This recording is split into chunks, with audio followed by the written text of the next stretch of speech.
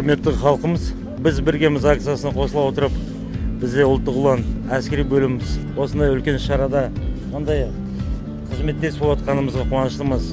Сенеміз, Қазақстан елі, Қазақстан жері, аспаны ашық, жарқырап тұрады. Сенеміз, біздің ұлт мәңгілік ел болып, биікке самғай береді.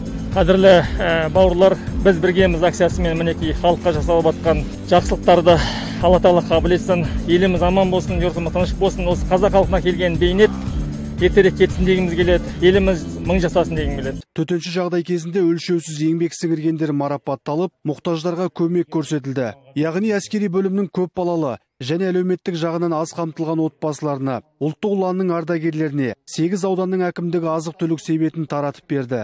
Ал ұлттық ұлан сарбаздардың әскери оркестрі бұдан былай онлайн концерт беретін болады. Бүгін патриоттық әндер мен әскери әуендерді бір мезетте 5 мыңға жуық адам тамашалаған.